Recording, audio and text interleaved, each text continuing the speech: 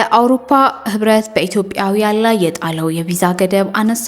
የአውሮፓ ህብረት ከ2 ዓመት በፊት በኢትዮጵያ ላይ የጣለው ቪዛ ገደብ ማንሳቱን አስታውቋል። የኢትዮጵያ መንግስት በህገ ወጥ መንገድ በአውሮፓ የሚኖሩ ዜጎቹን ለመቀበል ያሳየውን ተባባሪነት አናሳ ነው በሚል በኢትዮጵያውያን ላይ የቪዛ ገደብ ጥሎ ቆይቷል። የአውሮፓ ህብረት ምክር ቤት በድረገጹ ባወጣው መግለጫ በህብረቱ አባል አገራት ውስጥ በህገወጥ መንገድ የሚኖሩ ኢትዮጵያውያንን በመለየትና ወደ አገራቸው በመመለስ ረገድ መሻሻሎች ስለታዩ ገደቡ እንዲነሳ ተወስኗል።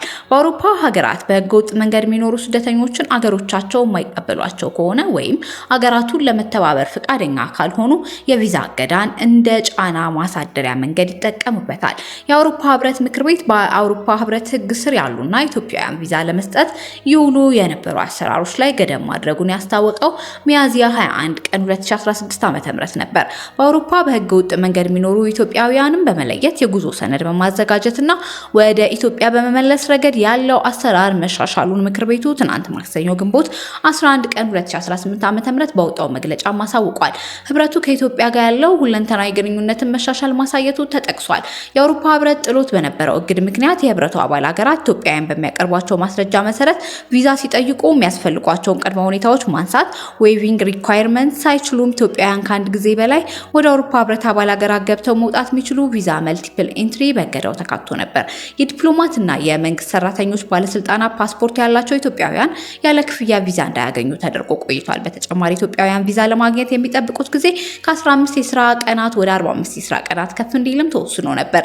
የቪዛ እገዳው በተጣለበት ወቅት የአውሮፓ ህብረት ውሳኔ ዳግመኛ እንዲያጤን ኢትዮጵያ ጠይቃ እንደነበር ይታወሳል። ምክር ቤቱ በድረገጹ ትናንት ባወጣው መግለጫ በአባል አገራት ግዛት በህገ ወጥ መንገድ የሚኖሩ ኢትዮጵያውያንን ለመቀበል ያለው ተነሳሽነት ላይ መሻሻል ታይቷል ብሏል። በዚህ ምክንያት እገዳውን በዘላቂነት ማስቀጠል አስፈላጊ እንደሆነም ተገልጿል። የኢሃፓውን አመራር ራስን ከእጩነት የማግለል ጥያቄ እንደማይቀበል አስታውቋል። የኢትዮጵያ ብሔራዊ ምርጫ ቦርድ ትብብር ለኢትዮጵያ አንድነት የተባለውን ጥምረት በመወከል ለውድድር የቀረቡት ይስሐቅ ወልዳይ ራሳቸውን ከእጩነት ለማግለል ያቀረቡትን ጥያቄ እንደማይቀበል አስታውቋል። የኢትዮጵያ ህዝባዊ አብዮት ፓርቲ ኢሃፓ አመራር የሆኑት ይስሐቅ በበኩላቸው በእጩነት መቅረብ መብት እንጂ ግዴታ እንዳልሆነ በመግለጽ በምርጫው ለመወዳደር እንደማይገደዱ ለቢቢሲ ተናግረዋል።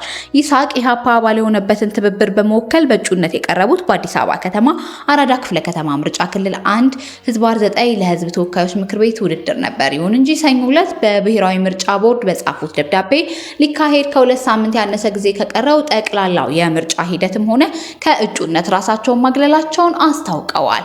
ይስሐቅ እዚህ ውሳኔ ላይ የደረሱት ኢሃፓም ሆነ ትብብር ለኢትዮጵያ አንድነት ምርጫ ተአማኒና ፍትሃዊ እንዲሁም ምርጫ አስቻይ ሁኔታዎችን በተመለከተ ያስቀመጧቸው ቅድመ ሁኔታዎችን ባለመሟላታቸው እንደሆነም ገልጸዋል።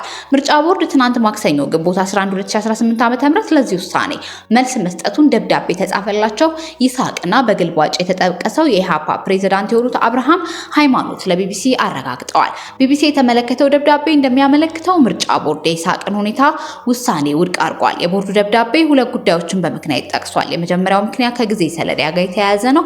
ምርጫ ቦርድ ከእጩነት የመልቀቅ ወይም መሰረዝ ጥያቄን በህጉ መሰረት ተቀብሎ ሲያስተናግድ የቆየው እስከ ሚያዝያ 23 ቀን 2018 ዓ.ም እንደነበረ ገልጿል። በመሆኑም ጊዜ ካለፈ በኋላ ይህን አይነት ጥያቄ እንደማያስተናግድም አስረድቷል። በተጨማሪ ቦርዱ የድምጽ መስጫ ወረቀቶች ታትመው ወደ ሀገር ውስጥ መግባታቸውን በምክንያት አንስቷል።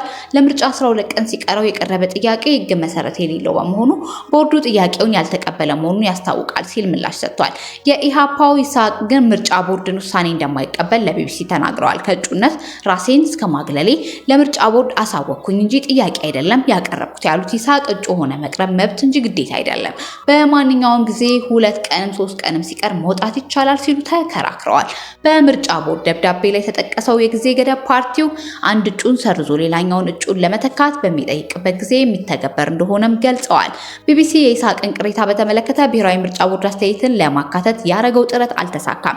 በ2012 ዓ.ም የወጣው የምርጫ ፖለቲካ ፓርቲ ምዝገባና የምርጫ ስነ ምግባር አዋጅ ስለ የእጩዎች ከውድድር መውጣትና መተካትን ባሰፈረበት ክፍል አንድ የፖለቲካ ፓርቲ ወይም የግል እጩ ከውድድር ራሱን ሊያገል እንደሚችል ደንግጓል። ራሱን ያገለለው እጩ ውሳኔውን ለወከለው ፖለቲካ ፓርቲ በጽሁፍ ማሳወቅ እንዳለበትም ይገልጻል።